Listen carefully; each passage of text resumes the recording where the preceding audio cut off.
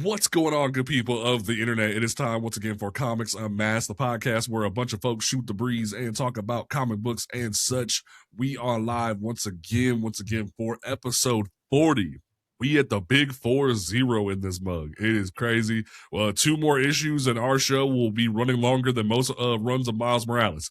But Marvel, you can come see me about that. But genuinely, we are going to be talking about the great things here that when it comes to comic book media. We will be reviewing Superman, Spider-Man this episode, so make sure that y'all are locked in for that. We will be going over our thoughts.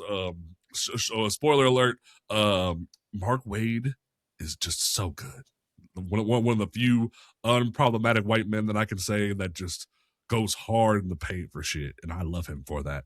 But don't forget that you can listen to this podcast on Apple, Spotify, Amazon Music, Audible, which I it's such an interesting concept that you can mix your audiobooks with your podcasts and have a separate app where you listen to music and podcasts. That's such an interesting concept, Jeffrey Bezos. What you doing there? What else was there? Oh, you're right. Your mama's fridge, your calculator. You can listen to us on all those great places. Don't forget to review the show on Spotify and Apple. Rate us 5 stars, help us boost us in the algorithm. We are here talking about this good stuff. My name is JP. To my actual left, because of how the dang monitor actually shows me now, because I fixed it, we have the man who works 47 jobs like he's Uncle Ruckus himself with less racism. Mr. Afro Baggins himself. Real quick, if I chat, if I asked you to send me a selfie for a video, that way I could talk about how awesome we are, how awesome this podcast is, would you send something decent? Because I had to pull a picture of Tashi off of her Instagram, her professional photo, because she hadn't got back to me in time. I was in a place and I didn't have reception. So right, that's fine. At least you even hit me with a good looking selfie when you did get back to me, and I ended up using your professional photo, which is fine. But we have the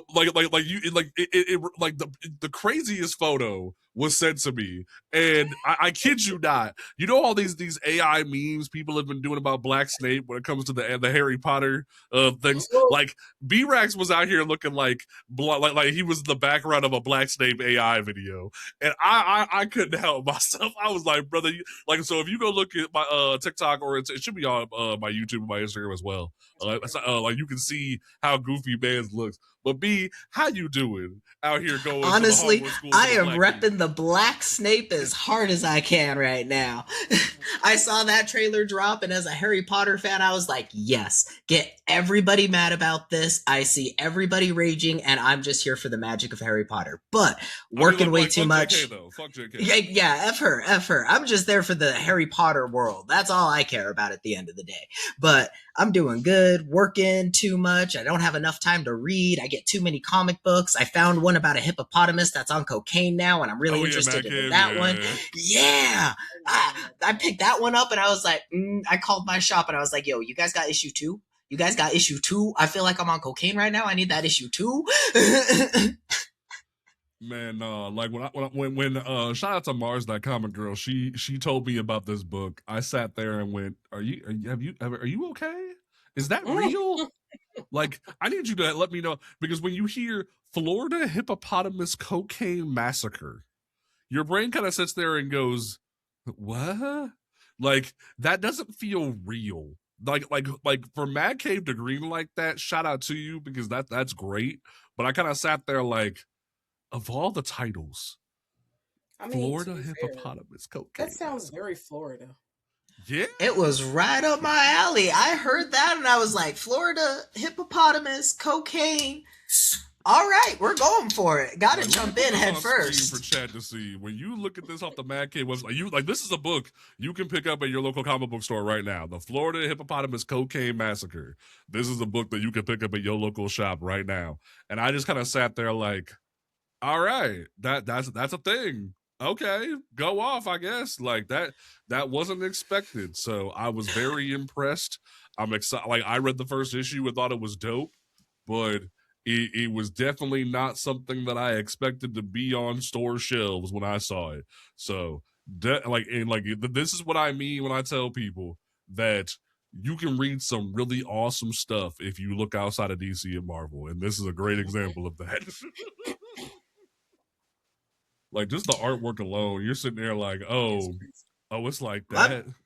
best way to describe this too is if you think of like old 70s, 80s action movies in comic book form, like Literally my thought. peak action at that point, and then it has all the tropes, and I feel like it flips it all on its head too, and you're gonna get the leftist liberal bias here too. Oh my god, it was great when it comes to the comedy. So if And you like love all of that, excellent. for sure, and like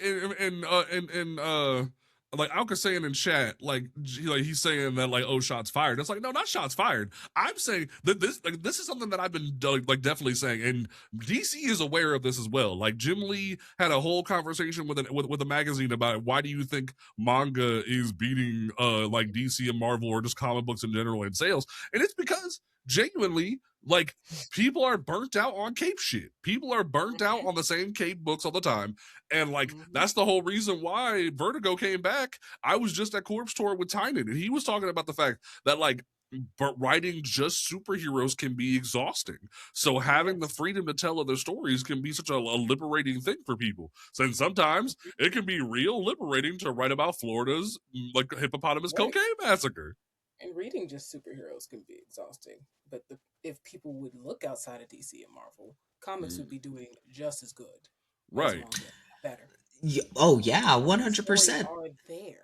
The media is there, and like all the arguments that I ever hear of why people like manga more, it just tells me you're not looking into the independent stuff. Because like one of the constant conversations I've heard is like, oh well, manga ends, there's an ending to certain points, but then So also book, motherfucker.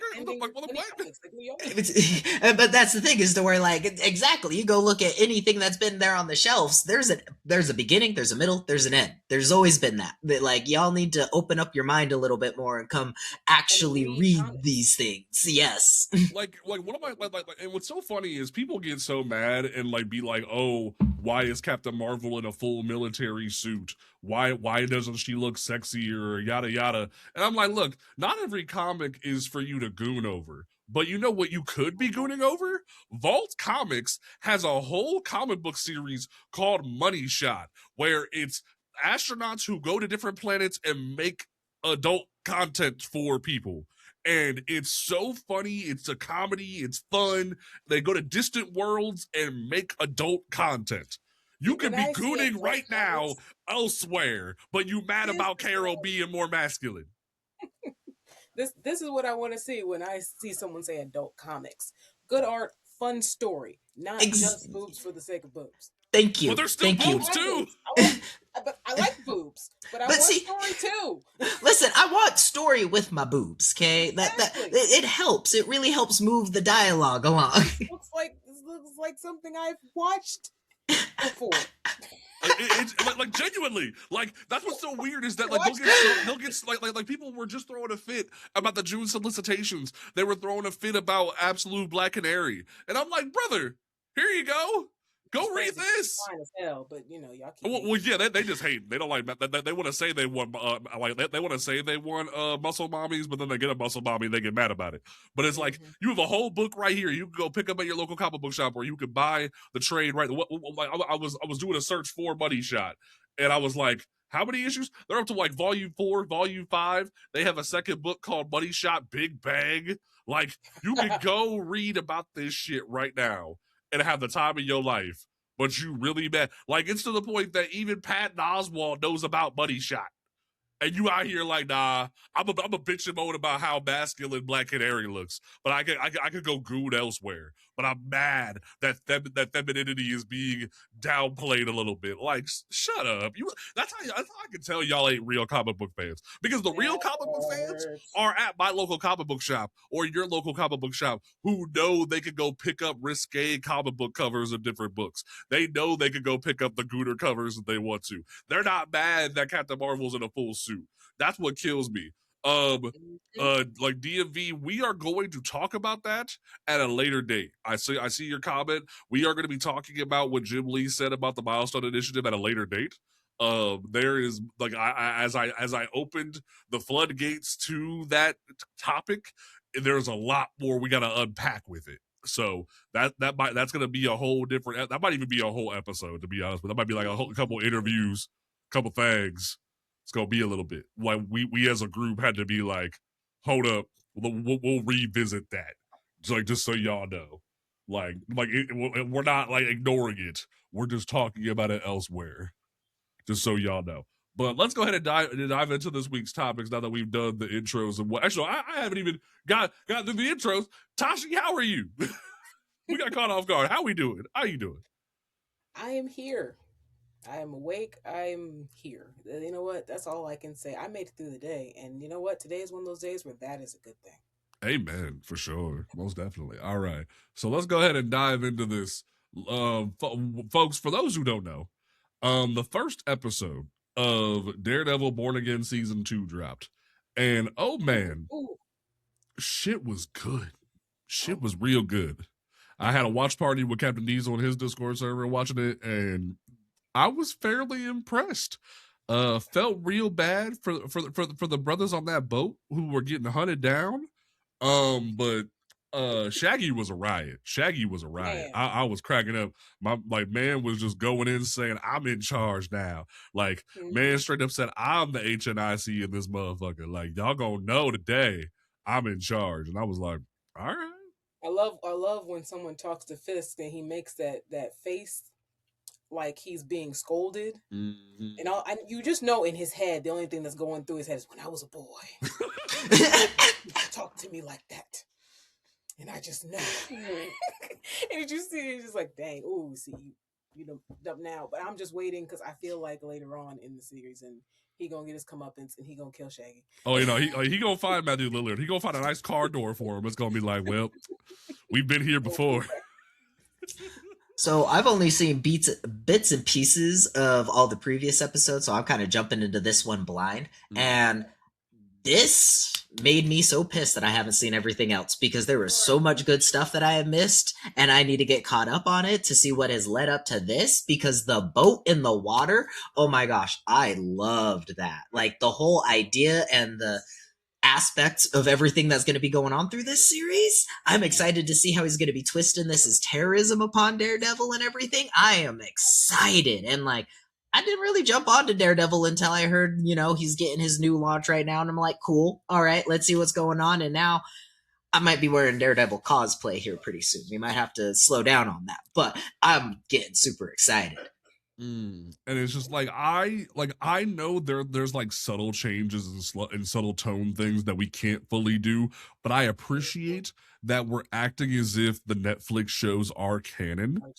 It means so much to me because it shows they're not afraid to talk about things. Because the minute BB Urich walked in the room, I was like, oh, we really talking about that? Oh, and it was real clean. How they're like, yeah, yo, daddy went through some shit. And I was like, man, it's crazy too, because I never thought they'd kill Ben Urich, because Ben Urich is a staple of Marvel Comics. I was like, damn, you took out a man, right? You took out a whole man. Excuse me. So it was just interesting, but like especially because one of my favorite books of all time will always be Civil War Frontline, where Ben was going around interviewing different like superheroes in the middle of the Civil War. So when they took him out in that first season, I was like, you took out a whole man right there. Like, do you know what that man's been through? That man's been on the front line of a lot of shit, not just that one book, but a lot of different things. Like, motherfuckers be wondering about like who is the Lois Lane of the Marvel universe. It's that motherfucker. Like, Ben Urich is that dude. So when they took him out, I was impressed. And it was very interesting. Jazz in chat said, congrats on a successful Kickstarter. We appreciate that the Midnight Comics Kickstarter fully got funded. And we will definitely still have a link to it. If you want to help out, most definitely go help out with that. So, you know, like apparently it's omnibus season from what we've been hearing. Apparently it's omnibus season. Apparently, hey, the year of the omnibuses. Hey, I'm here for it. Like I keep saying I'm gonna hit up the Pink Riot Girls and get an omnibusy shirt, but I keep putting it off. So I might need to order that this week because that omnibusy shirt cracks me up. And they just got new ones done, and so they look even better now. So How quickly will I be sent to HR wearing one of those? If you wear it to the shop, you'll probably be fine. I can't speak for the rest of your jobs. That's fair. That's fair.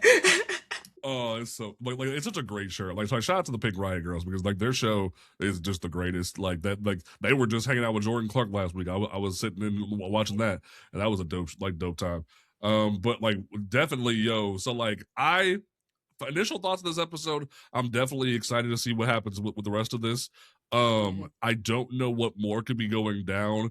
And also another like great tie to the rest of the Marvel universe is they included old dude from Hawkeye. I was like, oh, you really digging in your bag for this. You really acknowledging the rest of your universe. So it just feels good to have a cohesive universe. It feels good to finally be at that point. And what's so frustrating is that like so many individuals would look at the rest of the Marvel universe and be like, oh, y'all fell off after Endgame. It's like, no, they had to drop y'all back down because I don't know about y'all, but being brought back to climax every time like a new product comes out gets exhausting and it's not as fun anymore. So being brought down to street level is a lot more exciting in the comics when you like have your like couple die down stories, you do those certain things, you go back to your Luke Cages and your Jessica Jones, or like even with your cosmic heroes, having a one-off adventure with the Marvels was really fun.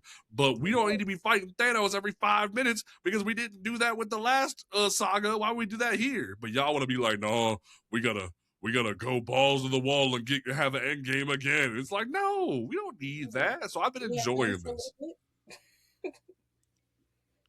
It's just fun for a little bit. Just right. That's what I'm hoping with the new Spider-Man. It's very ground level. I'm hoping it's not going to be this like extraterrestrial stuff happening. Like, don't get me wrong, I want to see Venom stuff, but like, I don't need to see extraterrestrial life ending. This is going to be the planet, you know? Like, that essence of comic books of being at street level is what pulls you into the series, you know? That's why Iron Man was so good, because Iron Man wasn't fighting the Thanos at the very beginning. He was fighting terrorists. He was going off fighting corporate corruption. That's what he was doing in his first movie. But like, you know, nobody actually wants to look at it like that. Everybody just always wants to see him snap his fingers at the very end.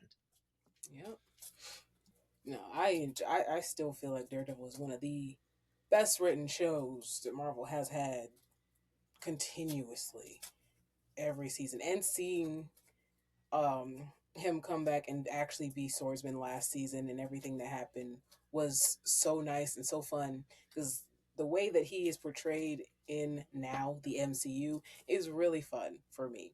I love his character so much. I think I love him more than I like him in the comics. In the comics, I like him. In the MCU, I love him. He's just such a fun character.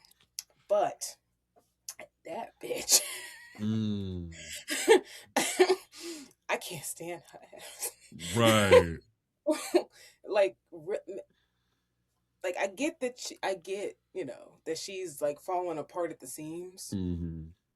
But like, are you really okay with this? Are you really okay with dropping everything you promised in your oath to help people as a psychiatrist for some bullshit? And it's not even like she's getting like the other girl where it's just like, yeah, you know, I've been threatened and I'm getting paid off right now, but I'm slowly biding my time. Nah, I feel like even though she seemed kind of conflicted, she is fully on board because she hates vigilantes. That right, much. like at least McDuffie's playing like in her shit, but it's the psychiatrist. I'm like, what are you doing? Ooh, she pissing me off. So we definitely got to see what happens with that. But like so definitely, we'll definitely. Like, I don't know if we'll do like an episode review every week. We might do what we said we were gonna do with Peacemaker, but we got too busy, and like do like a season wrap up. Which is like, hey, we'll come back to this, but like, you know, it was the first episode. I figured we give our initial thoughts because shit was good. I was impressed. Like, I love Matt's new suit.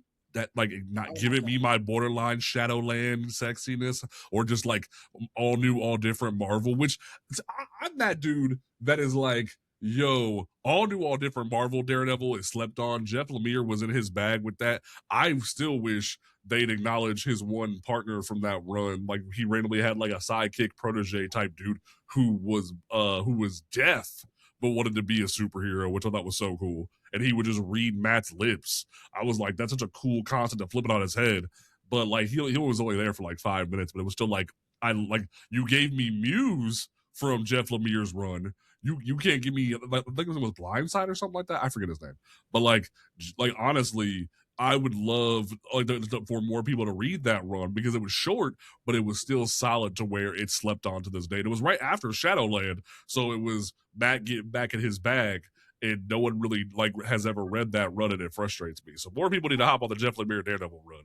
Like, get with it, enjoy that shit. It's good stuff. But like the double D's. Oh Lord, but. From there, let's go ahead and get the drama out the way because I don't feel like giving this too much attention. I want to make sure this is Blind Spot. That's what it was. Blind Spot, not Blind Side. Thank you, DMV. I appreciate you. But let's go ahead and talk about the drama. That way we can get it out of my system because frankly, I don't feel like spending too much time. But I'm gonna give it like 15, 20 minutes, and then I'm gonna get off this shit because I don't feel like talking about this more than I have to. So. For those who didn't see, we have entered a new arc of Detective Comics this past week where Tom Taylor has been given the authority to grab the Green Arrow and Black Canary because their book was canceled. So they needed to go somewhere. So they're hanging out in Gotham for a little bit, having adventures. And there is a scene in the newest issue where Dinah and Bruce go a couple rounds and she ends up throwing hands and winning. And it's like competitive boxing. It's not meant to be like, oh, we're stunting every martial art in the book. It's competitive boxing. Like Floyd Mayweather type shit. Like that level of seriousness. And everybody and their mama is so upset. Dude said, you make a random young man outrace Bruce in the first arc. You like to sell Chimp as DC's best detective, not Batman, which I agree. If you read Tom Taylor's Titans, he said that Detective Chimp was smarter than Batman. I agree with that. Batman was never in my mind was never the best detective in DC. There's a few better than him. Yes. So, and then dude said, now you're gaslighting. I swear Batman even says that he's not the best. Right. I swear there's multiple instances to where Batman even goes, yeah, there's people who solve things way quicker than I do. I just am slow when it comes down to it, but I would have gotten there. He's still arrogant about it. And dude's like, now you're gaslighting people into thinking that Dinah is a better than him in hand-to-hand combat. Just admit that you hate Batman. And even in the comments of this, people are going off and saying that, oh, there's times that Bronze Tiger has beaten him. There's like everyone knows that Shiva and Cassandra Cain can beat him. And then somebody had to open his mouth. And I was so annoyed because Chuck Dixon decided to open his damn mouth and say something about it. And he had the gall to do a whole minute-long video about it. He called Tom Taylor a poser and a tourist. And I'm like, bro, I what are you doing? Like, the one thing that I did say was that, look, dog, just because you ain't got work from DC in a hot minute doesn't mean you need to be a spiteful motherfucker. And that was where I kind of put it. And someone even tried to check me and was like, well, why are you disrespecting the guy who wrote all these characters back in the day? Yada, yada. I'm like, no, I'm not. I'm stating a fact. Just because you ain't got work doesn't mean you need to be pissed off and talking shit. And it's frustrating to me that dude started all this. And it's like, look, I love Tom Taylor's work at Marvel. I loved his Titans run. I'm going back through it right now for a video. I think that too many individuals want to think that Bat God is law, that Bat God needs to be all knowing at all times, that he is the greatest at every little thing. And I'll even say it. My favorite run of Batman is Snyder's Batman because it's what kept me paying attention to DC during the Dark Age. I mean, the New 52. So it's one of those things that I cherish because it gave me hope that the whole universe wasn't going to be shit all the time. And I will even say that run is very Bat God heavy. But I am also able to be critical and be transparent and say that Bat God isn't the greatest thing all the damn time. Bat God is exhausting. So when other writers come in and give me not Bat God, I enjoy it. Hell, one of my favorite 2 moments of any Batman run, and y'all gonna think I'm on crack. I'll even give Tom King his flowers for 5 seconds. And I'll say that the first issue of his run, and actually that wasn't even the second thing wasn't even King, it was Tynan. But 2 moments from Rebirth that I love is King's first issue and Tynan's like Death of Tim Drake, where they're like, hey, I'm not perfect. I'm not gonna make it to to get to Tim in time. Hey, Nightwing, can you call Midnighter and get him to activate this fancy door thing? That way you can get to Tim. Oh, he's not picking up the phone. Fuck. I'm trying to figure out how I can get to my kid, and I don't make it. Or with the death of Damian, Bruce couldn't save him there. Or during King's first issue, where Bruce can't stop the burning plane from annihilating Gotham, and he calls Alfred and goes, do you think my parents would be proud of me? And Alfred goes, yes, sir, I think they would. And he ends up getting saved by the new superheroes in town, which is cool. But like, I enjoy when Bruce is not perfect, when Bat God is going to take a L every once in a while. So when Tom Taylor's like, look, he gonna take a L, and that's okay. And and all these motherfuckers were at his throat over this, and I couldn't even understand. Like, I'm not even talking about it from the idea of, oh, can Dinah beat him? I'm not even having that conversation yet. I'm saying Bat God doesn't need to exist 24/7. Tashi, what are your thoughts? I mean, Bat God doesn't need to exist, period. But you know how I feel. We talked about this earlier. It's because it's Dinah. And not because it's Dinah, but because Dinah is a woman. Especially for certain comic fans. Like, she didn't train her whole life with her mother and with Wildcat. Like, she ain't got the paws. She got the paws. She know how to put hands on them. This shouldn't be new. This shouldn't be surprising. They're going straight fisticuffs.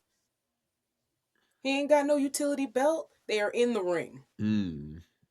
She's got this. And honestly, I think it could go either way. Agreed. Just depending on what happens. But she had that one. Get over it. Like, I promise y'all will be okay. B, how you feeling? I just always go back to the whole aspect where I just see these men can never get over the fact that a woman can beat them. Like, it's just so sad because they just imprint themselves onto these characters so bad. So when they see that these men get beat, that it's just like, oh my gosh, I'm beat personally. And it's like, I mean, guys, it's a character, okay? These characters are going to have their ups and downs, just like you guys are going to have your ups and downs. Guess what? There's women out there that can beat up men, and Dinah is definitely one of them. Like everything that you can research about her, she worked with, what was it, Wildcat, Richard Dragon, Lady Shiva. She's had history of dealing with all of these things to where, yeah, she's on equal footing with Batman. There you go. Like, I even think she has more than one up, because Batman comes back to Gotham after his training. She had a lifetime of going, you know? I think his sons are going to be a lot better in fighting than he is, because they've had a lot more lifetime of training than he has. Like, you guys got to think upon this a little bit more than just, oh no, man got beat by woman. I know, like. That's almost how your guys' brains sound at the end of the day. It's just sad. Let Joker beat him. Man, it's crazy. And like, they'll be like, oh my God, Bane broke him. It's so good. I'm like, shut up. Shut up. Like, it gets so nauseating where it's just like, y'all know damn well that Dinah was going to put boot to ass. Cassandra Cain is going to put boot to ass. And Bruce has acknowledged that a plethora of times that Cassandra Cain would put boot to ass. But for some reason, motherfuckers can't accept that. And it's just like, if you know a child could put boot to ass, Why are you mad? Oh, it's Do they because know it's a girl. Oh, But do they know that? that's the Because thing like, too. who got mad about Cassandra? Did they? No, because nobody posted the panels on the internet, which means they didn't see it because they didn't read it. Ooh. Yeah, exactly. Exactly. That's how most of y'all ever find these panels, anyways, when they're posted on Twitter. And then that's where I start seeing it, and I have to go, y'all need to go back 3 pages. Y'all need to go forward 3 pages. Y'all are just missing a lot of other things there. It's like these are the kind of dudes that get mad that when fucking Homelander will lose to Superman type shit, where it's just like y'all think just because he beats some motherfuckers in his universe, or like it's the same dudes in the anime community when they find out that Krillin could beat the whole Naruto universe. It's just like they be getting mad for no reason when power scaling is stupid. Plus, what I loved is that there's this video that Stan Lee posted before he died, where he was at, like, where he's always asked him, like, who do you think this person can win this fight or this fight? And he said, the answer is whoever is writing the damn story. And I was like, oh my God, he said it. It's just like, when you think rationally. Some people weaponize that. Because he's right, but other people will weaponize it and be like, well, so-and-so will lose if the writer intends it to. Yes, but now... Yeah, they try to use it as like the Trump card to be like, oh, well, women wouldn't win if this person wrote it. I'm like, shut up. Right. Like it's like what he meant by that. Right. Like you're trying to weaponize it when it's meant to be just who's mad. It's genuinely the definition of that one audio that people put on videos where it's like hoes mad. That's all it is. It's just hoes mad. Like people be mad for no reason, and it's just annoying. So I'm not even gonna address the Dixon nonsense beyond that. It's just Dixon is being hateful and being ignorant. And Tom Taylor even said it in a response comment where he was like, hey, yo, I love Batman. I think Batman is the shit. I love Batman. Why? Like he said, I love Batman. I'm literally the writer of Detective Comics. He's one of the top heroes in the world. Dinah Lance is a better fighter than him. So is Cascade. Batman doesn't need you to defend him. He's Batman. Boom. So it's just motherfuckers be mad for no reason, and it's just ignorant. And it's like he's even to the point where he says, "I don't use Twitter a lot anymore. I just logged in like later and was laughing at it, and it is just stupid. And I wish motherfuckers would. I don't know why I'm not following Vadetti. What's wrong with me? But yeah, I just it's annoying. And if you actually read the issue, he has an amazing moment where he gives a critique of AI, and it's such a great line. It's so good.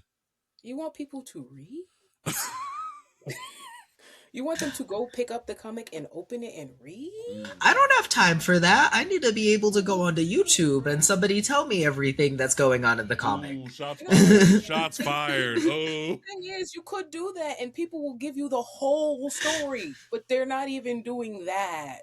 Obviously. Yeah. Right. So it's just motherfuckers be mad for no reason. It just be stupid. But I just wanted to talk about that for a minute. I wasn't going to give the whole episode, but I wanted to acknowledge it real quick and talk about people being mad for no reason. Now, let's talk about what we're all here to talk about, which is Superman, Spider-Man. This book had me in my feels, had me feeling good. It's not a full 10 out of 10. The whole book is not a full 10 out of 10. I will start there before we get into it. But I will say what is a 10 out of 10 is that first story. That first story is a 10 out of 10. I'll even say this. It's a better initial story than the 2 we got last year from Batman and Deadpool and Batman. This is so good. Is so good. Mark Waid, like when people try to talk shit about Mark Waid, I'll be one of his first defenders because there's some things that he'll mess up on here and there. Like he juggles a lot. So like if he has a slip here and there, I'll understand. But like when he wants to get in his bag, he gets in his bag. Like that's like how Bendis is. We're like, do I want to have a sit down one day with Bendis about the time displaced X-Men? Yes. But will there also be another hour-long conversation about how I love Miles Morales? Yes. So it's like the same thing with Mark Waid, where it's like, is Miles Morales or what Miles has become? Both. Both. Because even if you read the first issue of Ultimate Comics Spider-Man, there's moments in there where it's like, you talked to a couple black folks when you were writing this, and I'm proud of you for that. Like not everything in his Miles is perfect. I will say that, but like but like that first run, I have sexy. some gripes about his Miles run from having read it, but That's I think fair. he also improved upon them when he got to Riri. Yes, agreed.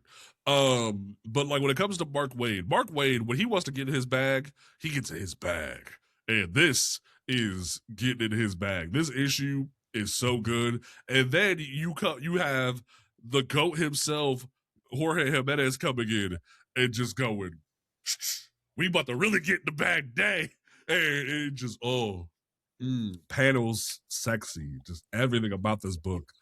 Love it. And like I love how they just pick up from where they left off. They pick up where they left off in the last crossover so many years ago. They just get back to doing good shit. And I have no notes other than this is the best crossover we got the past year. Deadpool and Batman. The first Deadpool and Batman was good.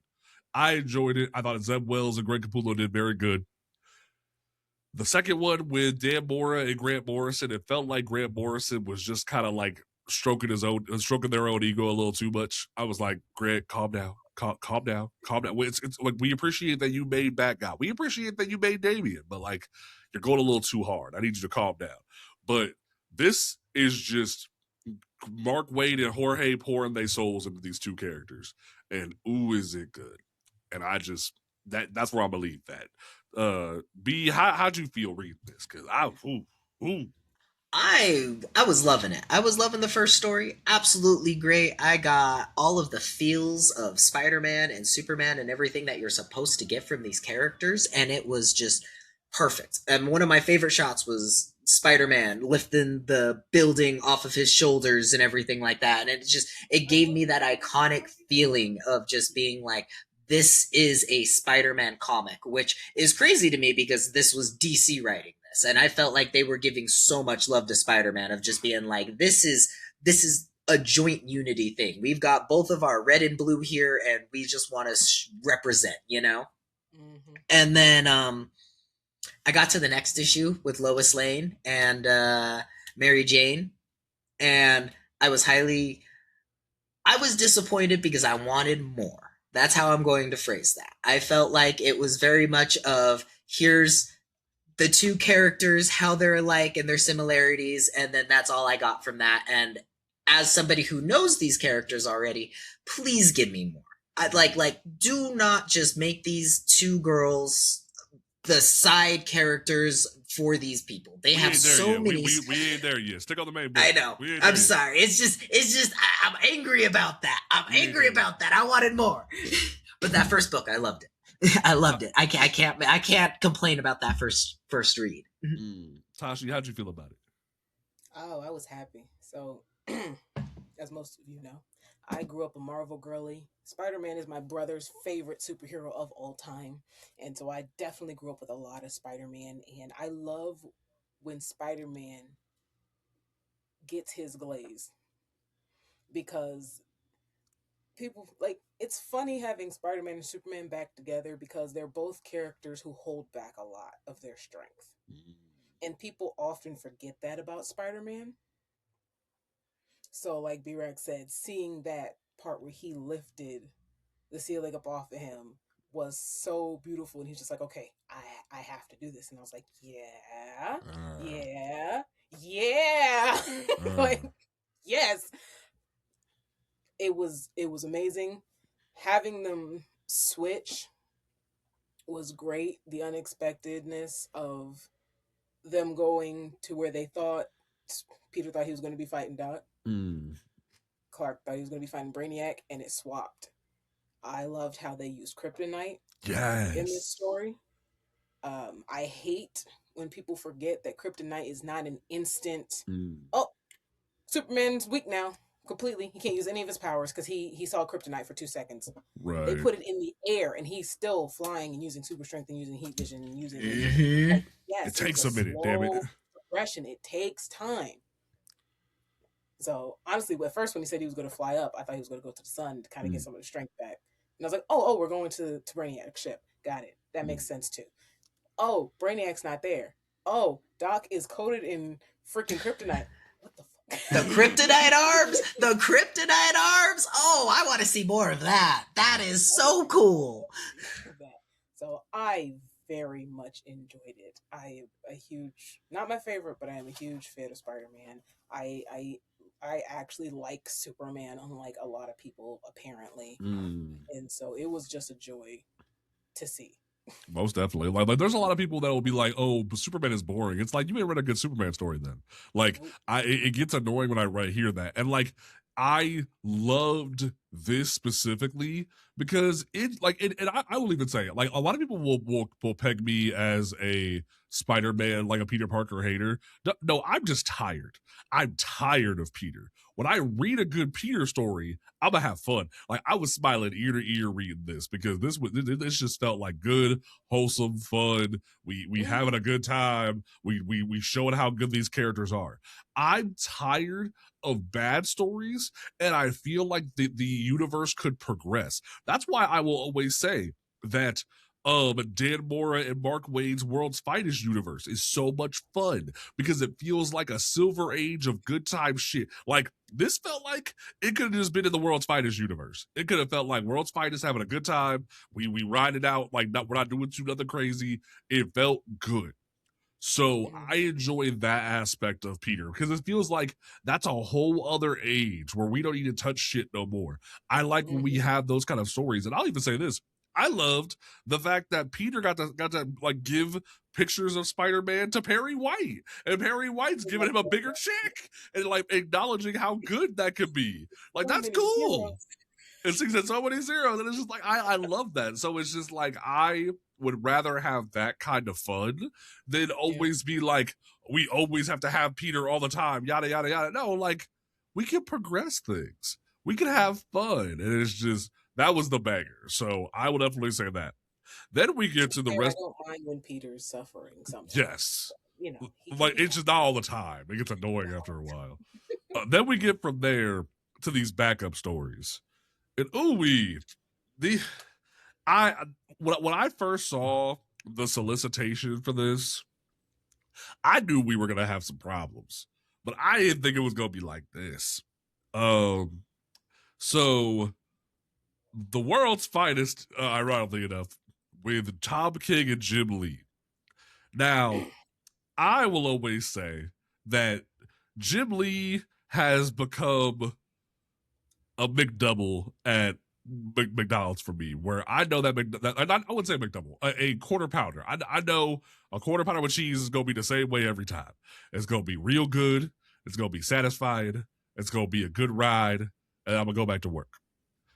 But then like there's nothing revolutionary all the time from it, where it's just it's gonna be the stock thing that I know is gonna get me through the day. Has there been revolutionary art from Jim Lee? Most definitely. There's been really good art from Jim Lee. But this feels like dude had a job to do and he got that job done, if that makes sense. And you could even see that he was trying to stunt a little bit when he said, I'm gonna do a whole splash page for Remy LeBeau. I was like, what? Huh? Who asked you to be here, Remy? This feels like Jim Lee made an executive decision, is what this feels like. It's like, I don't get to play in this house too much. I'm going to pull out my bag a little bit. I was like, okay, Jim. Okay. But it's just like, that wasn't the point of this story, and I was a little annoyed. But then, like, I said this on a TikTok live the other day, where I was like, this dialogue.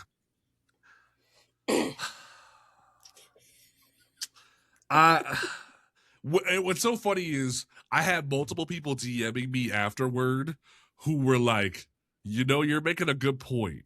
And my point that I made on the TikTok live was, if you're just speed reading this and not paying attention, it just feels by the book. It feels very stock. It feels, like I said, it feels like a big double or a quarter pounder or something that is gonna get the job done. But then you slow down and you reread it, and you're like, that don't make no sense. That don't make a whole lot of sense why Lois and Mary Jane are talking like that. It doesn't make a whole lot of sense why they're saying certain words. And you sit there and unpack it and you're just like, maybe Tom King got lucky with Supergirl Woman of Tomorrow. Maybe it's the fact that he wrote that from a PTSD standpoint, not from a woman's perspective standpoint. And maybe he just got lucky because you have everybody ready to burn down the DC office over his Wonder Woman. His Black Canary was, it wasn't the greatest. I really had a bone to pick with how he wrote Women and Heroes in Crisis. His Catwoman during his Batman run was kind of So this is I'm seeing a pattern here, and I can't unsee it. And especially when you read this writing, like he turned Mary Jane Watson into a catchphrase machine where she had to say tiger, she had to say jackpot, and I was like, have you read a Spider-Man book before, Tom? So I just like that's where I'll leave that on this one. Where I'm noticing a pattern here, and I gave Tom King some grace when it came to the deaths in the Heroes in Crisis, because I found out later on that was an editorial mandate, not a Tom mandate. But the pattern is starting to show a little too much, and maybe some people have a point. Is where I will leave that. Tashi, how'd you feel reading this? Man, you hit a lot of my thoughts right on the head. Unsurprisingly, this read like a man trying to figure out how women talk to each other. What the huh? The whole thing was just like it started and I was like, okay, maybe this will be all right. And I just kept reading and I was just like, no, this isn't all right. This is not, what the fuck am I reading right now? I don't, this is stupid. Not like this is just stupid. And even with the catchphrases, it's like, fine, throw them in there. You know, we love when MJ says tiger. It doesn't feel natural. It feels robotic. It feels weird. None of this is working. Like he was following a checklist almost. Yeah, like, okay, MJ say this. They have to talk about this. Oh, let's make sure they talk about their guys. Oh yeah, they're gonna. Oh, you know, boys just want to have fun and throw fisticuffs all the time. It's not like they're, you know, girls don't understand that they're actually trying to save the world. They just think they're having fun because they like to fight people and show how strong they are, even though they've been in relationships with them for years and should know exactly how they feel about all this at this point. And, you know, I loved seeing Gambit. I was like, oh, shoot, is that Gambit? Cool. I guess that makes sense because they're fighting a Sentinel and he's... Right. I guess, yeah, the Sentinel's here.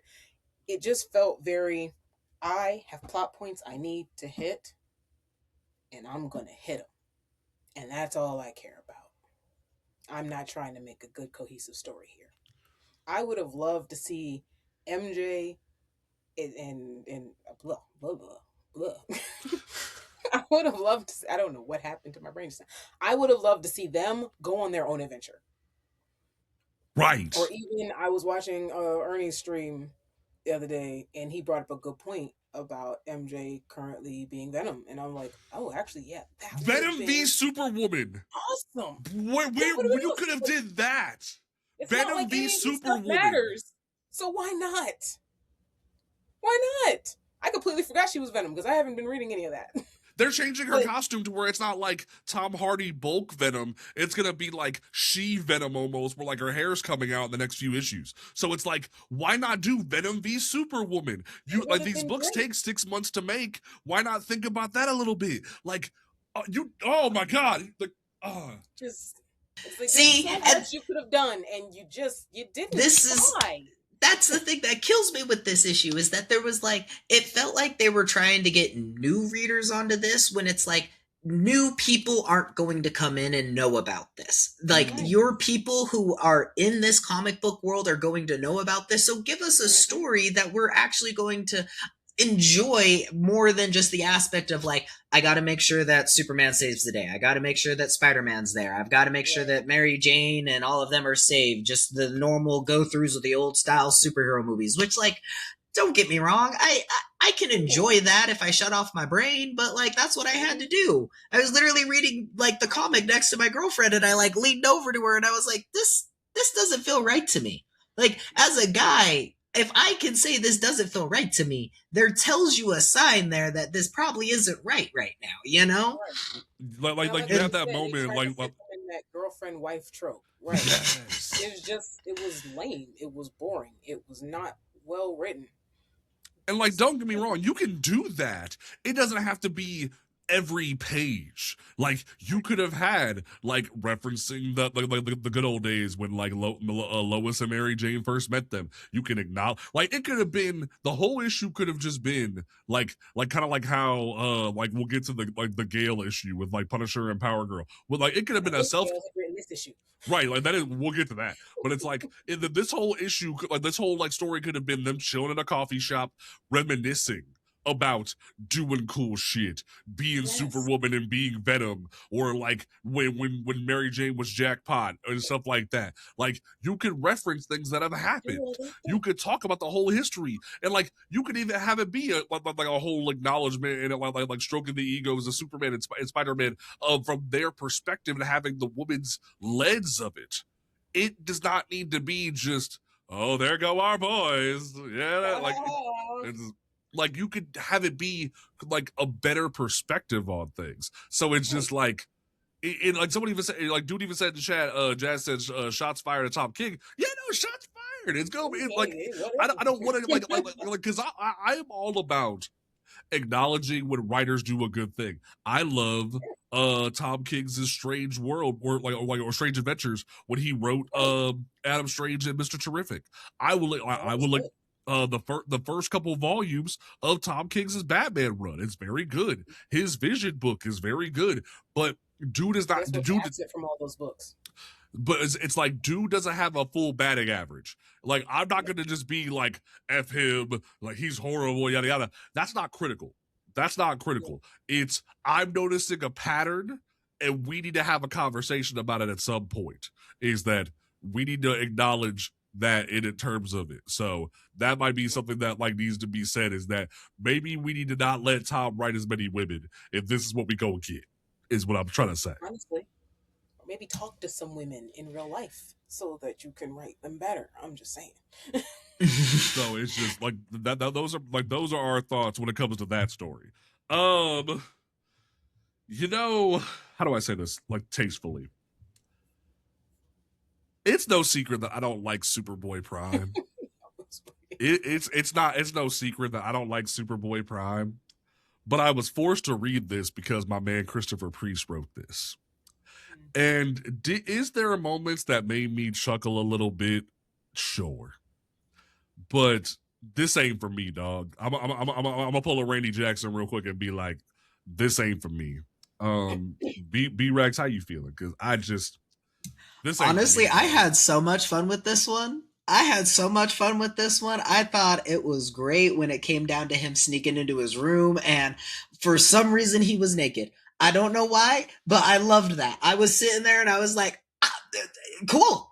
Dude's naked talking to his suit. All right, works for me. And in my head, I know he was probably going to put on the suit and then take the suit over there, you know, or like something along those lines. But like, I just love that Peter catches him talking to his suit naked. It's the perfect setup for this story. Go off and fight some bad guys, punch a hole through the universe. And then now you're talking to, oh my gosh, I'm spacing on the name now. High Evolutionary.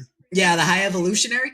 I loved it. I thought it was one of those perfect wild comics that were like, this is what I love about these crossover stories, because I don't have to be bogged down by all of the extra stuff and knowing about back lore. It's just, no, throw me into a universe and let me just enjoy the story. I was able to shut off my brain, and I didn't even need to be shut off because there were so many backstories that you could have caught on to that I was like, I know about this. I know about this. This is actually fun. I felt like it was so much fun. Right. So it's very just, oof. Tashi, how you feeling? You know, I actually had fun with this one, especially coming off of yeah. But overall, I agree with B. I enjoyed especially the start where he is just sitting there naked talking. I mean, we know this man is weird. Right. So like, yeah, he's naked talking to suit. It seems par for the course for him. I think the only thing is, I feel like we should just let him be what he is, and that's an asshole.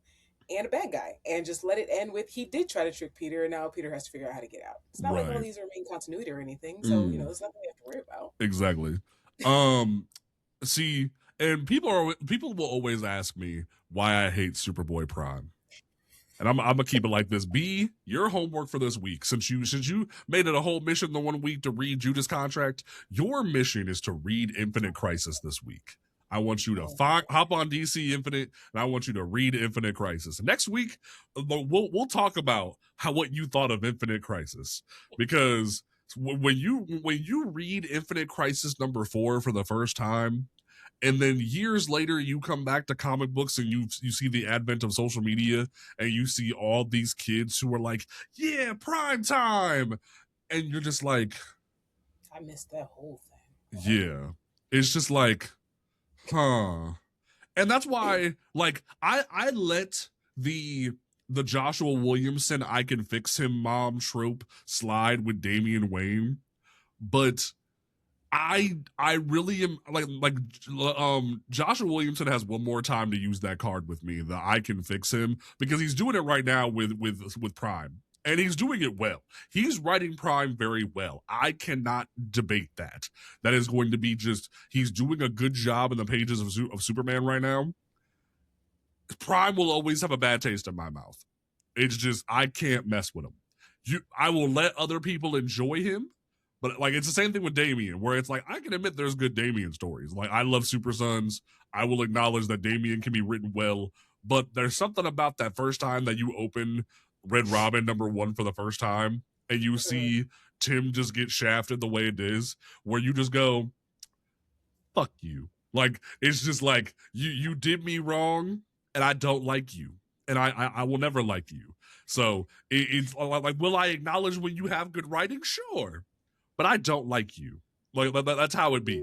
Like, so. See, Damian was a brat. Yes. Prime was. Prime is a problem.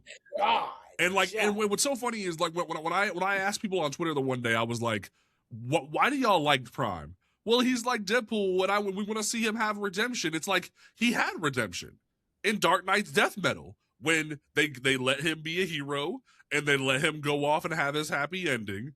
We allowed that. And then Williamson, during the events of DCKO, was like, nah, I was bored. I'm going to come back and do this. I'm like, no, damn it. I don't want this.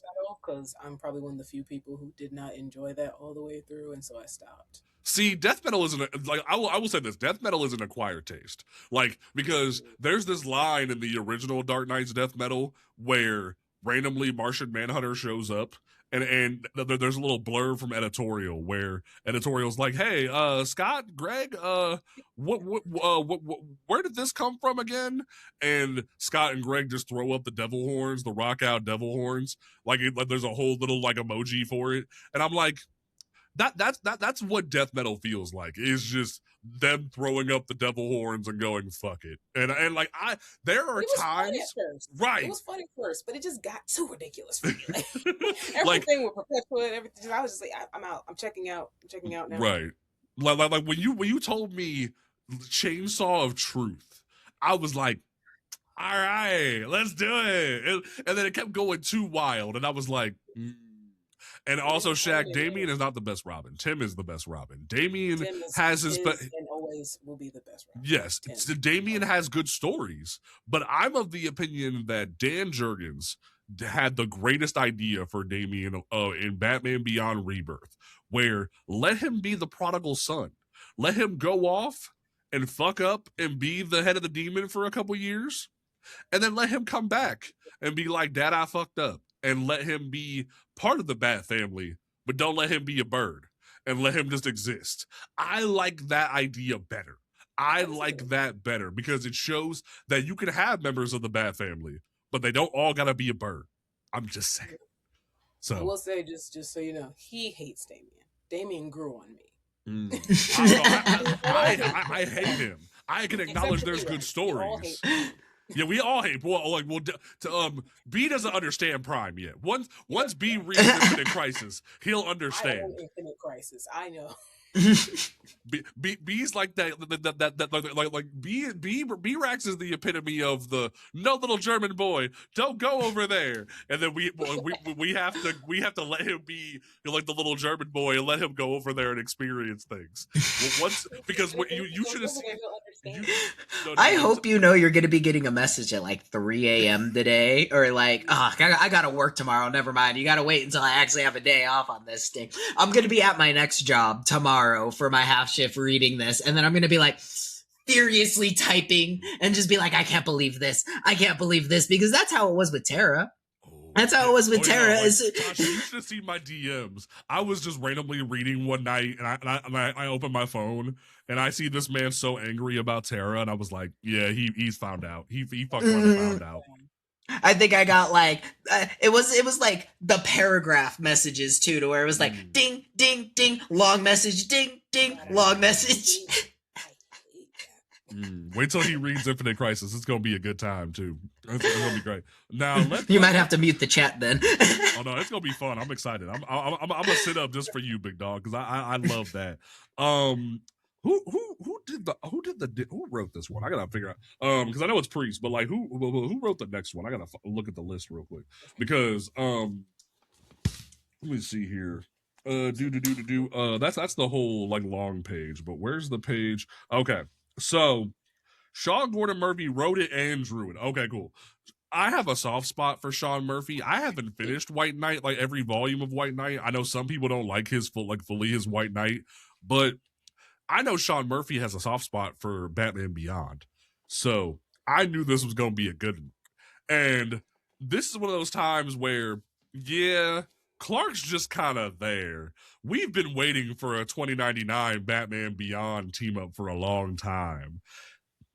This feels good. This feels real good. And like you could even hear Terry, and someone even said it too, that like this just kind of feels like Oscar Isaac, 2099. It doesn't feel like comic 2099, which fair. But like this also feels like Terry McGinnis, Will Friedle. So like I'll accept it. Or it's like we're just having a good time acknowledging the fact that like we've been waiting for these two characters to meet for years, and then randomly just animated series Legion of Superhero Superboy is sitting in the corner having a good time. Like he's just here. But while these are the two have a good time. And I enjoy the fact that we got Miguel and Terry having a good time. And you can even kind of hear Kevin Conroy in the ear a little bit. And I'm like, yeah. So like, I enjoyed this one. I enjoyed this story. This meant a lot to me. I enjoy the vibe of this.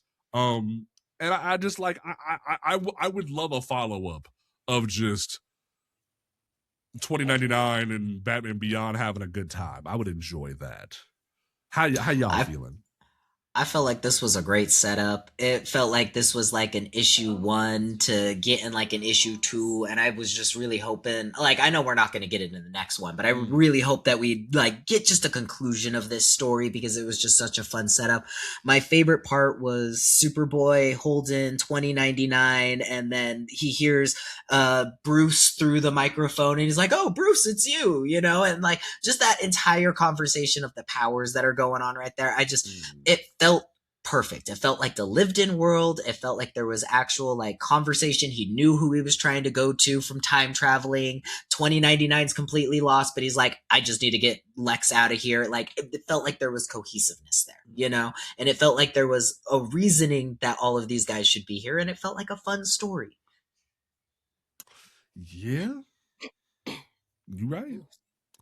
Tashi, how'd you feel about this one?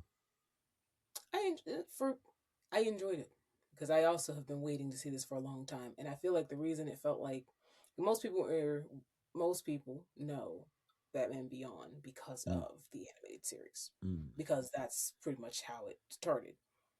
And so I think they said, well, since everybody knows animated series Batman Beyond, we'll put two animated worlds to collide, and that's probably why it feels more like those versions versus the comic versions. At least that's my assumption.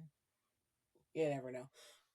But I enjoyed it, but maybe that's what it was. It felt like something was missing, and maybe it's because this felt like an issue 1 that was gearing us up for more. Yeah. But we're not going to get any more. Right. And now I'm kind of Like, I would like actually a nice limited series of just these two doing some Yeah, stuff, having some fun. most definitely. So then we get to the one when I saw the premise for this one, I just kind of sat there and was like, that's weird. I don't know if I want that. And then I got it, and I still don't know if I want it. I don't like it. I like it. This is the definition of something that feels like a bad taste in my mouth. And I love Matt Fraction. This is a well-written story because it's Matt Fraction. But this feels like someone sat there with a whole bucket of Mad Libs and just went, "What's something weird that I could put together?" And I like I'm used to Jimmy Olsen having weird adventures in the Silver Age with weird things. So like I was okay, like I'm used to this being a thing, but like this just felt like someone lined up Jimmy Olsen with a wiffle ball bat and just said, "I'm gonna smack Jimmy Olsen around a little bit," and I didn't need this. Like this felt like you could have did like something like I'll keep it a stack with you. I feel like this is the perfect time to talk about it. This whole issue could have just been Miles Morales meets John Henry Irons, and would have been more like valuable page space. This didn't need to be Jimmy Olsen gets beat with a wiffle ball bat for 3 pages. I wasn't the fan of it. It wasn't a vibe. So, like, granted, did it get a cool picture of Carnage and Jimmy was said to be the best in the world? Cool. But I genuinely didn't need that.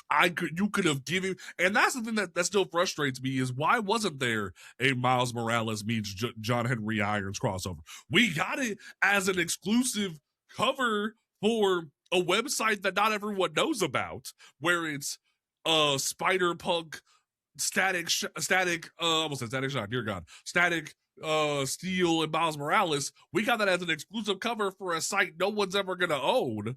But why couldn't we get a Miles Morales John Henry Iron story? That's where I'm kind of sitting here scratching my head, because I would have rather read that instead of just Jimmy Olsen gets beat with a wiffle ball bat. I didn't like this. I'm sorry. You're asking for them to put us in the book. Now. How many people of color you count in this book? Period. Like, I wasn't even going to talk about that. I was just going to stick to talking about the stories. But since you said that, how many? Besides, we got Miguel. We got Miguel. The whole time, and we got some little kids in a river. I'm pretty sure that's it. And you're asking for. You're asking for a lot there, JP. You're asking for a lot there. You're really tugging at their dollars, it sounds like. Now you're asking them for more stuff. Ooh, I hadn't even thought of it like that. I was like, ooh. I was gonna come up here and even give him a bone and be like, here, you guys should have done Supergirl and like Spider-Woman or something like that. That's what you guys should have thrown there. I was gonna throw him up a layup there. Supergirl art germ cover. Where's my Cindy Moon Spider-Gwen crossover? You gave me a gorgeous art germ cover, but no crossover. Make it make sense. I think I have that one up here too. Entire 67-page book, and one of them is Miguel, and the other are 2 little kids in a river that aren't important.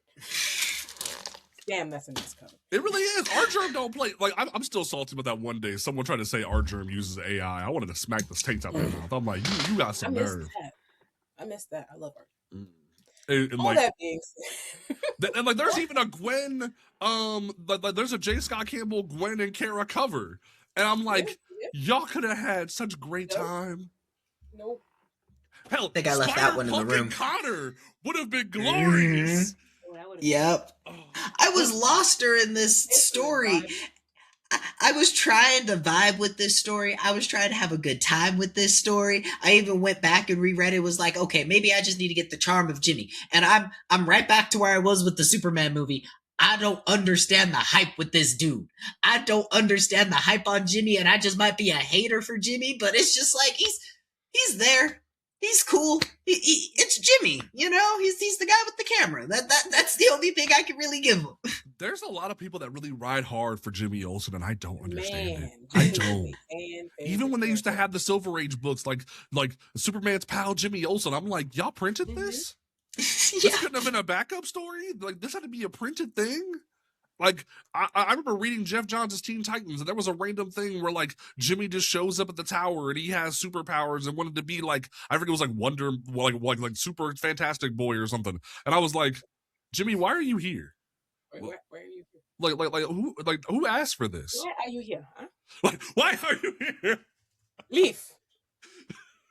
So and I still hate Jimmy. I like Jimmy as a character. Right. Like, he could be fun, but like he gets a lot of like he's a huge fan favorite character, and I don't understand. I don't get it. I don't get I don't hate this story. Right.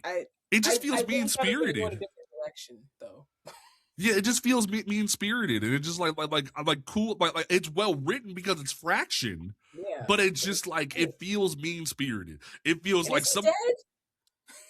They killed him. They killed him at the end. Jimmy's dead. Yeah, that's the thing. Is like he's proud of himself. And that's the thing is he's proud of himself for the picture. And I'm like, good for you, Jimmy, but you did it get Spider-Man though. And also, I know Jonah knows better. He knows that it's not Spider-Man. Jonah don't care. Jonah don't care. He just needs something for the headlines. The newspaper is rough in 2026. Jonah don't care at that point. He needs something front page. Well, and it's so funny too, because like Peter's kind of even trying to give him some advice and shit. And I love the panel at the end too, where like the panel of Peter with the face palm. That's how I felt reading it, because it genuinely feels like somebody strapped Jimmy to a chair and just beat him with a wiffle ball bat. And I just like, why? Like, that's all it is. It's just like, why? But you know what they said? We're not gonna do Peter dirty. We'll bring Jimmy in and do him dirty. Yeah. Then from there, we had what I knew was gonna be a banger, because it's Jeff Lemire, was two white men save some kids. And that's the whole book. It's just, and like, this could have been another coffee shop scene. This could have been another meet at the truck stop or something. This didn't need to be two white men save some black kids. Like, I knew it was going to be good because it was Jeff Lemire, but like, this was the observation that I had while reading this, that I want to get y'all's take on this. If somebody didn't tell you this was Jonathan Kent and Ben Parker, would you have known? Unfortunately not. Unfortunately not. This could have they were in, and that is it. Yep, like if I didn't get the headline and the page and all of that other stuff that was going on there, you could have just thrown this up as like a little teaser at the end of a comic book for like Image or something like that. And I would have still accepted it as a good story. It was still good. I still enjoyed it all, but like it didn't.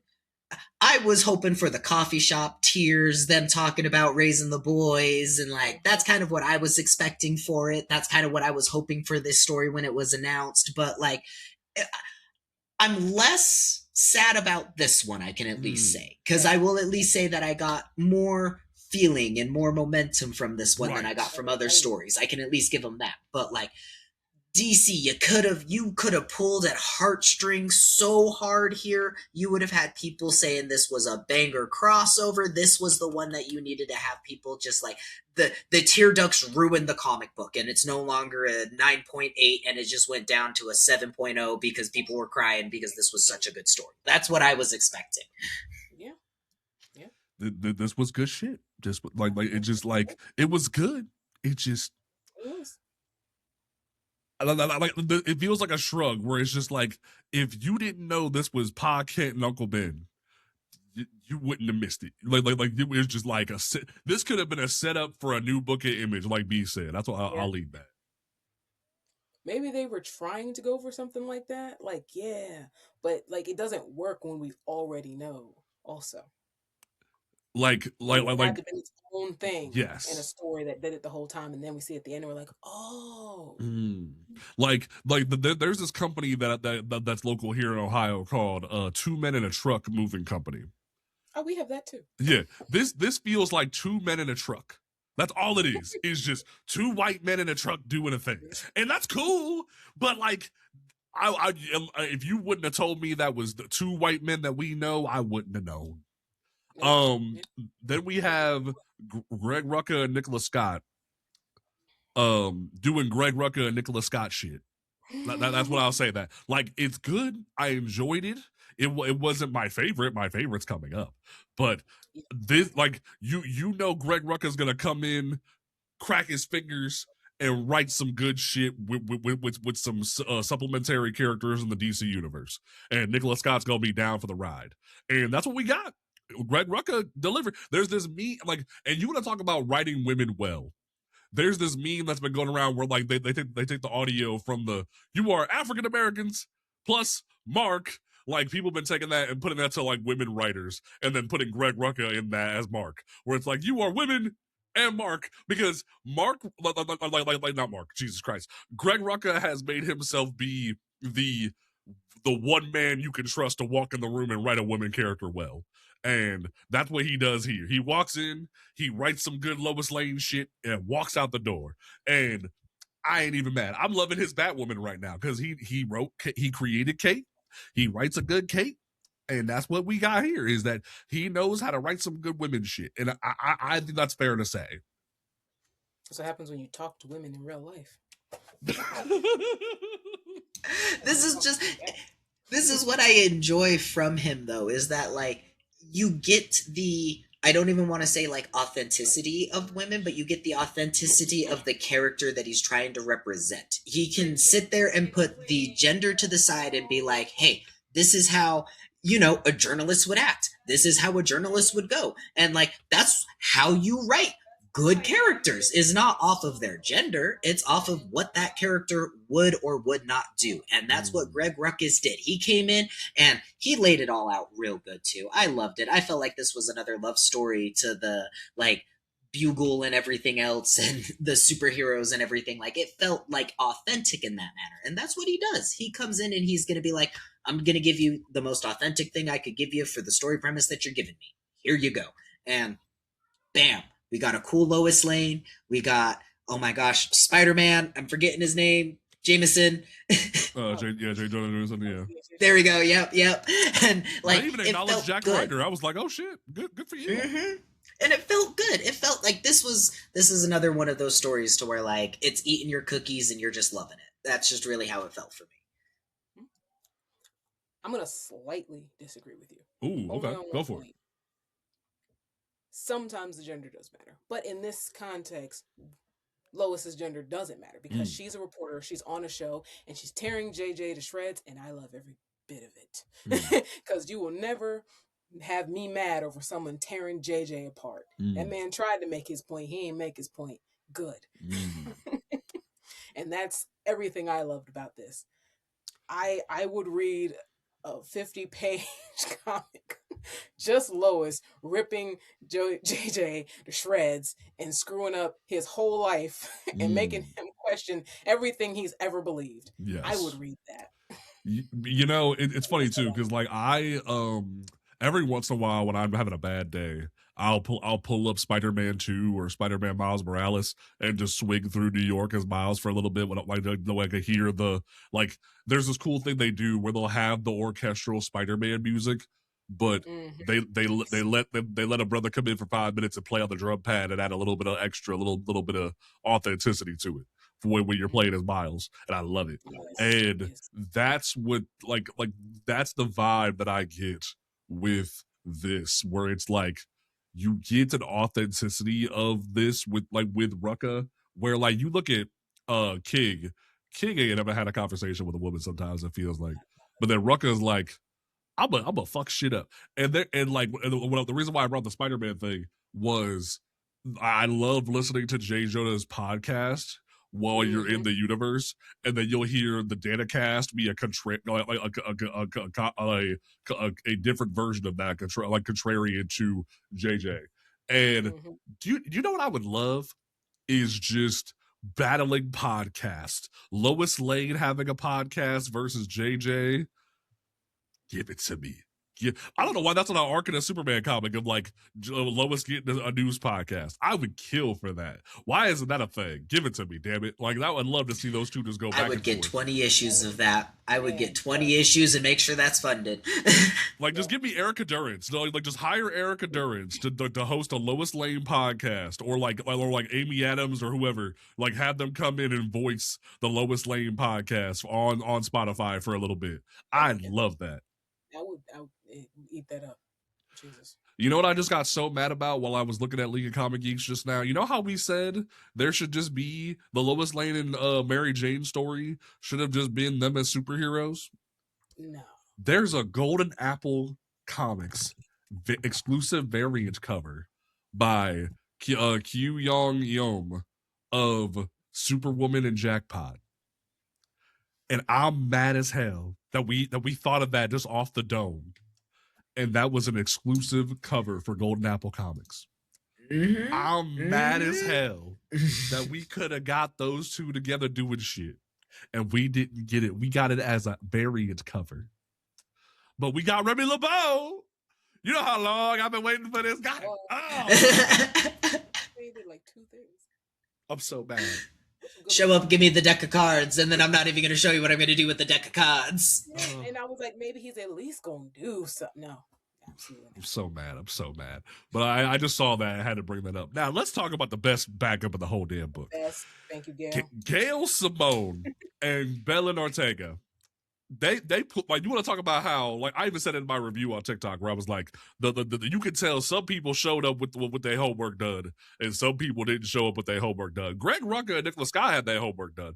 Sean Gordon Murphy had his homework done. They did all right, but no, Gail and Gail and Belen Ortega pulled up and said, "We did our homework, guys. We're gonna have some fun." And I'll even admit, and I even said it on this show too, when we read the people who were going to be doing team ups for this book. When you pitched me Power Girl and Frank Castle, written by Gail Simone with art by Belen Ortega, I tilted my head a little bit. B was here for that. I tilted my head for that. But now that I've read it, I need 50 issues. I need 50 issues of Karen and Frank. That's all I need. It's just those two doing shit. It's just Karen and Frank doing the damn thing. I would pay money for that. It would be so good. And if Gail don't want to do it and Belen don't want to do it, give it to Amanda Conner and Jimmy Palmiotti because they love Power Girl just as much too. And I that's all I need is that. Just give me Karen and Frank for 50 issues. That's all I need. I loved it. Gail pulled out her bag and said, "We gonna have fun, y'all." And I know some people were really happy that Paul's bitch ass was here. And apparently Paul is about to die in the pages of the Death Spiral event going on, and everyone was super happy about that. And like, cool, fine.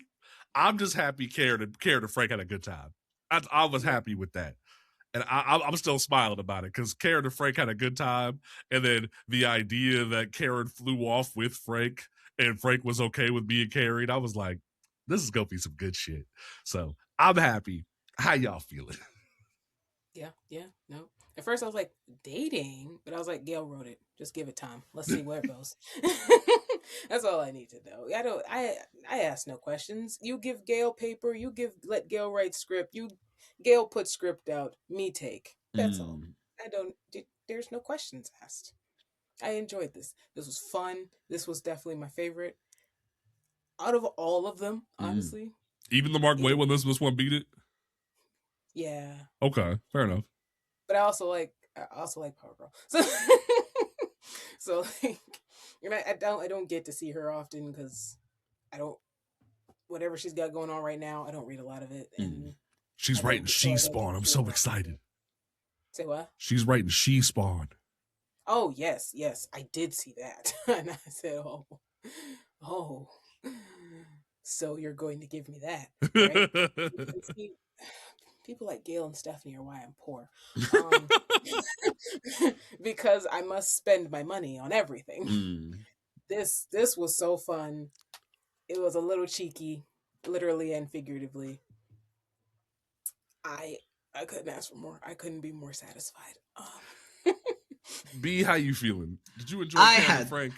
I had so much fun reading this one. I was a little hesitant at first because I was thinking it was going to be like this dark, gritty, like Frank story kind of thing. He's going to go in there and just shoot the place up. And like, she averted my expectations perfectly as soon as he broke in through the door and he like was grabbing her date, being like, get her out of there, get her out of there. And the date looks around and is like, she's nowhere to be found. And just for Power Girl to be coming back in, I was like, okay, we're having fun with this. This is excellent. And then like we were talking about with the coffee shop stuff, that's exactly what we needed, was them reminiscing and being like, why are you so moody all the time? Well, I lost my family and it's really dark. And she's like, fool, I lost my entire civilization. Yeah, exactly. Like I thought that was excellent. That was perfect. And like now all I can picture them is flying off together. They go beat up more crime, and then she's just trying to cheer him up here and there because he's all moody. For like, I need a 5-issue miniseries going for that. I would love it. And this is why Gail should have written the other story. Bro, we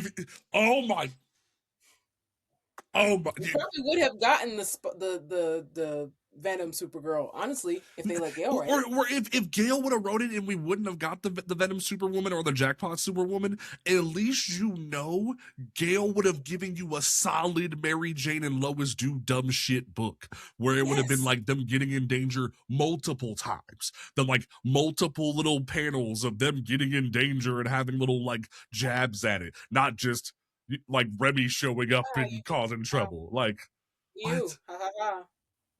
It just, man. It even kept that one part of the conversation. The only part of the conversation that I thought was actually pretty good was when they were talking about how many times they've died. Mm-hmm. Or almost died. I was like, okay, that was pretty. Like, you can see them having that conversation while hanging off a cliff. Like, right. And I just like, now I will say, I am going to be 10 toes down about this when it comes out. I will say that I am very concerned about the upcoming Spider-Man Superman book solely because Joe Kelly and Humberto Ramos are writing a Gwen Stacy, Lana Lang story. And I'm like, if there's not one broken neck joke, I'm going to be a little concerned. But like, why didn't we get a why I know Stephanie Phillips is writing a Supergirl Spider-Gwen story there, but I'm like, why didn't you let Stephanie Phillips write the Gwen Stacy Lana Lang story? That like, why wasn't that a conversation? I'm concerned. You know what it feels like?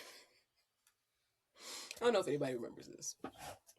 It was a time ago. We had Tekken X Street Fighter and Street Fighter X Tekken. Mm. That's what it feels like. It feels like one of these, it's good. One of these will not be. And like I'm already like just based off the list of people who are getting books in the other crossover next month, I'm more excited for that because we're getting things like randomly Jane Foster Thor with Wonder Woman, which I'm like, that's only happening because Jason Aaron's writing it, but I'm also like, why? And like, I want to set the record straight. I'm going to make a video about this, but I also want to comment on it. There was a lot of people that are really hard pressed wanting Storm v Diana.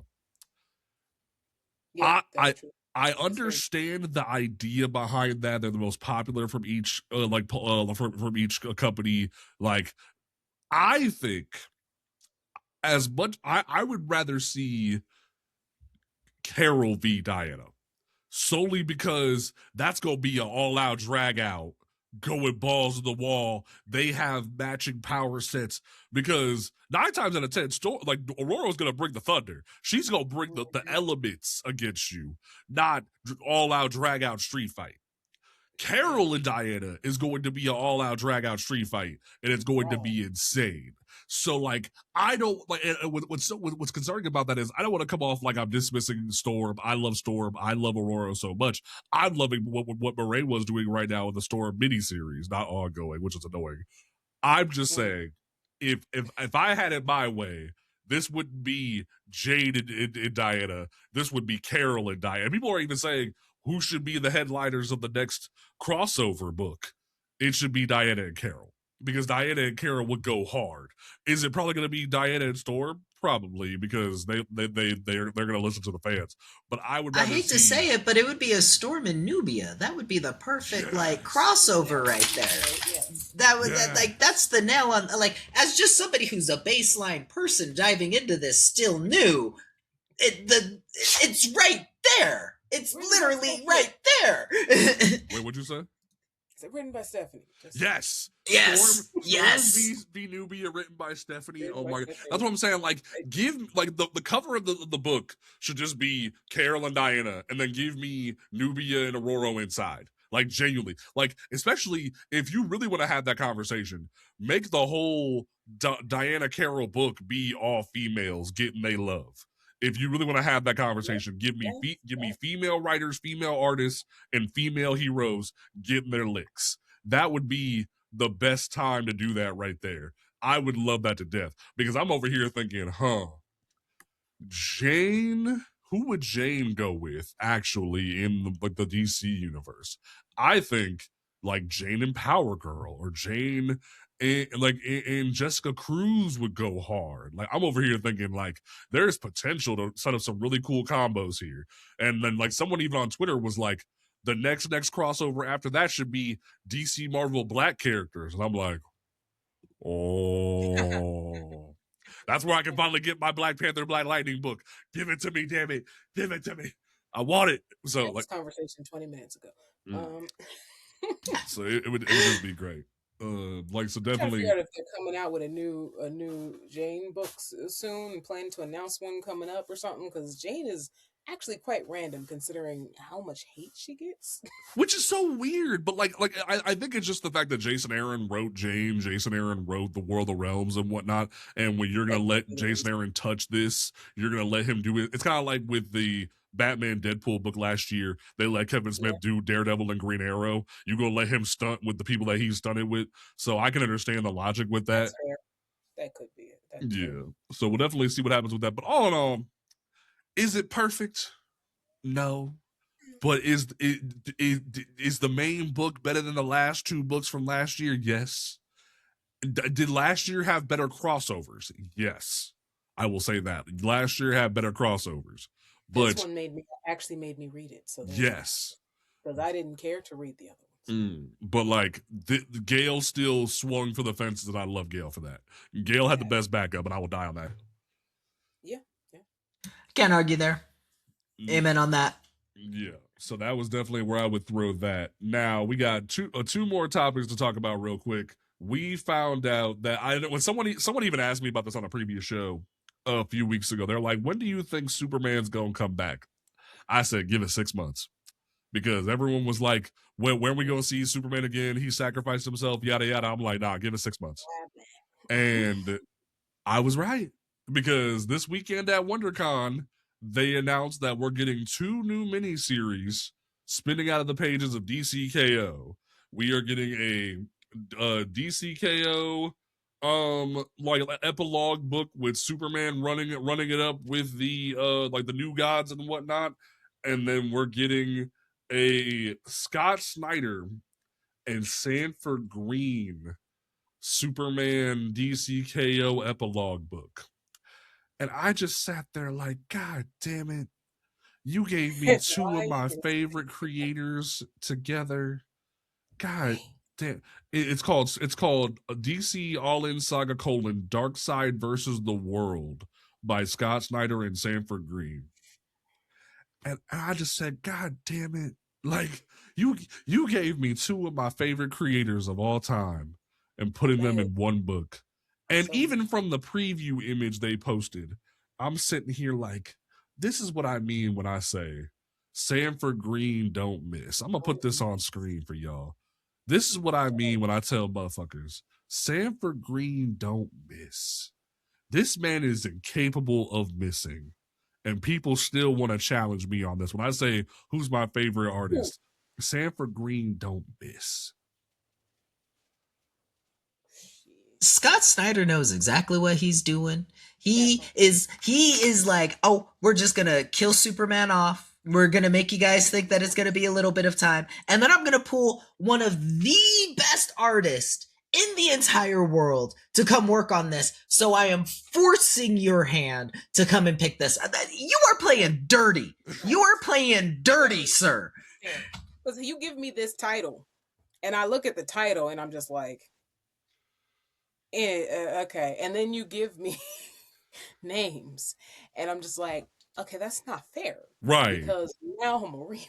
Like, because I always say that two of my favorite pairs will always be Scott Snyder and Greg Capullo and David F. Walker and Sanford Green. And you said, what if I cut that in half and put them together? And I was like, does that mean I'm going to get Greg Capullo and David F. Walker one day? But like this alone has me just like, oh. And like what's funny is they kind of hinted at this because there's an absolute Joker Sanford Green variant cover from last year. And I was like, oh, so y'all having conversations. Interesting. And now we get this. I'm like, you motherfuckers. I feel like Denzel. I'm like, you motherfuckers. You did this to me. You gonna do me like this. So I just wanted to get y'all's thoughts, and this was on the I haven't put Superman on a pull list, and now they're making me thinking I might put Superman on a pull list. Y'all making me second guess my loyalty over here. I'm gonna get it, but I'm not reading the last DCKO book. I don't care. It wasn't even that bad though. I just can't do it. I forced myself through all the rest of them, and I just fair enough. So I wanted to just to give some people hope on that one. Now the last topic of the evening, Spawn. My man Al Simmons is getting a shakeup right now, where Todd McFarlane and Brett Booth are exiting the project after who knows how many issues. Crazy. And apparently, Matthew Rosenberg is being brought in to take over on Spawn. And I am really excited because, and there was one thing that he said in the conversation. I forget if it was I forget it was Todd or Matthew said it specifically, but there was one thing that was said that really intrigued me, was that we don't need to reboot with a new number one. We just got to write a good story. As it should be. And I sat there and pondered that. I was like, if only DC and Marvel would see that. Man, like, because we're at what? How many issues of Spawn? 370 something, and they said that, and I just kind of like sat there like, damn, you ain't gotta go for him like that, pimp. Like that was beautiful.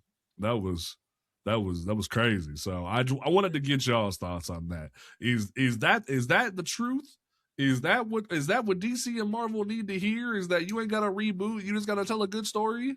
Because from what Slott said, that's not what Marvel's saying. Marvel's saying the numbers just ain't that good. So you like everyone keeps buying the number ones and then falling off. So I wanted to get y'all's thoughts. How we feeling? That's because they won't let the story keep going. Like, yeah, they need to hear it. Yeah, they're not listening. Yeah, it's falling off because people are like, this isn't going to matter in about, at this point, 2 months. It never has, and it never will with them. And so, and you know, I am a Marvel girl. Marvel has always been my top pick. But damn it, I'm tired. I'm tired of starting over. I'm tired of I just want the stories to go.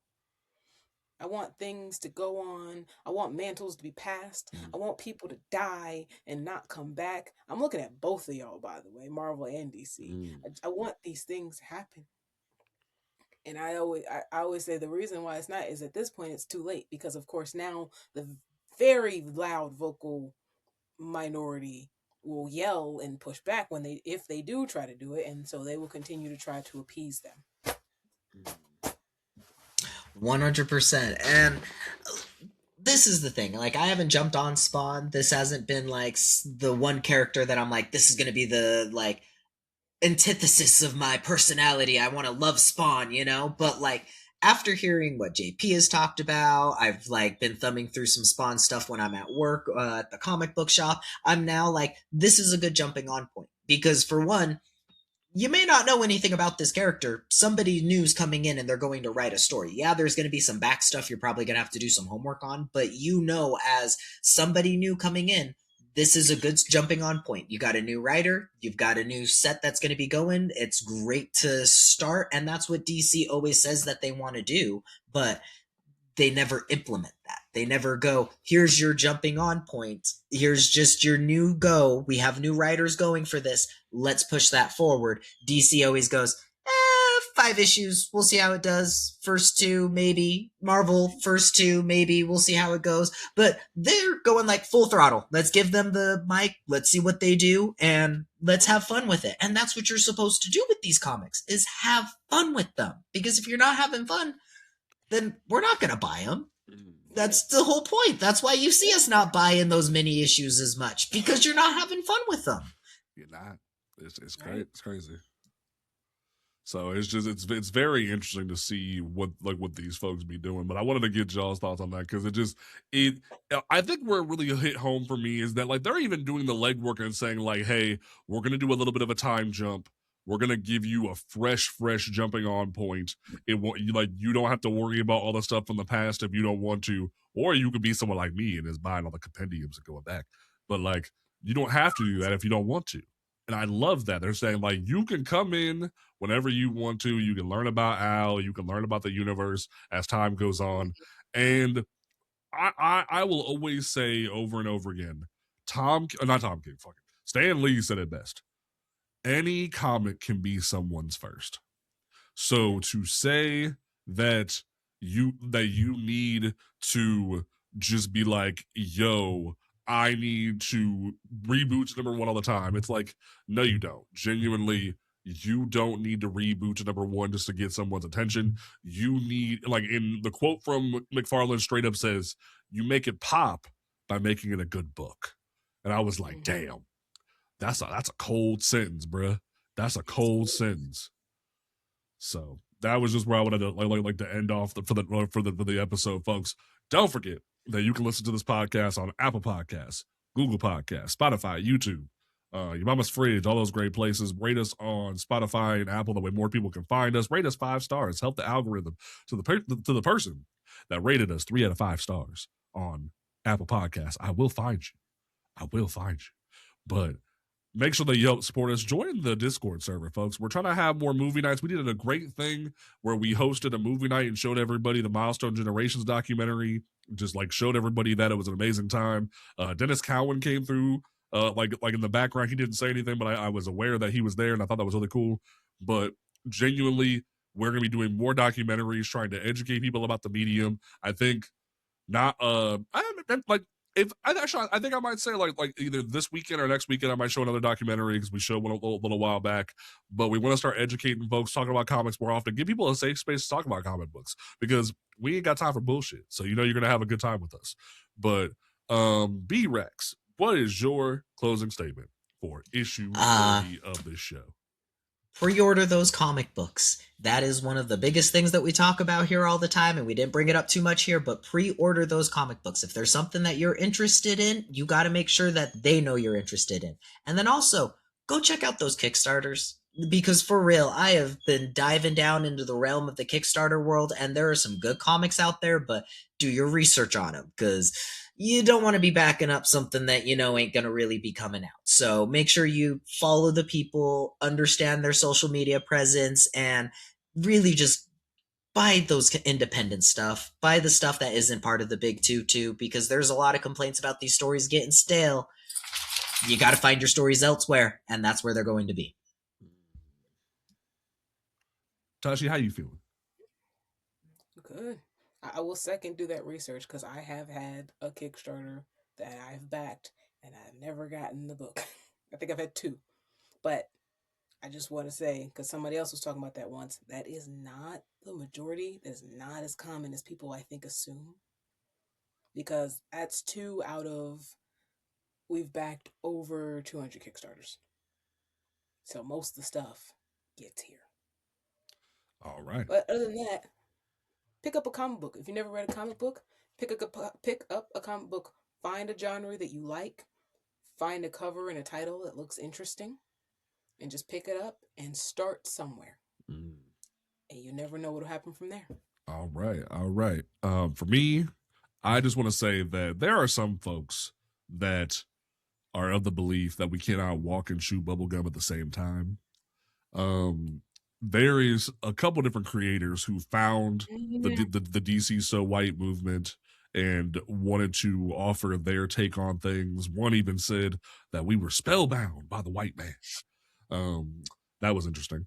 But Wow. and this is probably the last I'm going to speak on this individual. I'm not even going to name his name, but genuinely, it's been 1,139 days. We have been told that our campaign, our information has been heard. We don't know when things will change, but that doesn't mean we can't still be having conversations about great books. You could back an amazing Kickstarter right now Tashi is doing with Midnight Comics. You could be reading things like Keisha Demon Eater or Ace Blade. You could be reading great books from Concrete Comics. You could be reading so many great books that are out there right now that you could be investing your money into. But you could also be like me and dabble a little bit in the big two still. I'm still supporting Storm. I'm reading Titans right now because I love Tay Bromwell's work. I'm reading Absolute Green Lantern, despite what everyone wants to be in my DMs about what about Absolute Green Lantern? It's still 1,139 days. You can do both. And genuinely, you can walk and chew bubblegum at the same time. And what's so funny is even someone like David F. Walker, who has had not the best relationships with both DC and Marvel, was able to still say to my face on this podcast on episode 39 that you can walk and chew bubblegum at the same time. You can still support the big two while also supporting Black indie titles. And it makes no sense why you can't do both. And even with this, I have been very vocal about how I don't want Peter Parker to be Spider-Man anymore. I want the Amazing Spider-Man title to be held by Miles Morales. Because the joke that I make is, if we're not all dead from nuclear winter in the next 70 years, you really gonna look me in the eye and tell me that Miguel O'Hara can't be the Amazing Spider-Man? Really? Miles didn't get his opportunity to be Amazing Spider-Man, so now the Disney Junior show Spidey and Amazing Friends is gonna have Miguel there too. Really? So it's really annoying that genuinely people are bashing DC So White when we're trying to spark change.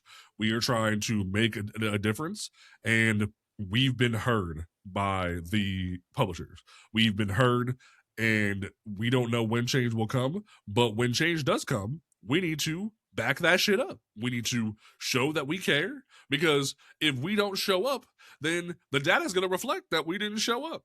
So we need to make sure that we pull game and do right. We need to get in our bag the same way that Mark Waid and Jorge Jimenez got in their bag. We need to get in our bag the same way Gail Simone and Belen Ortega got in their bag.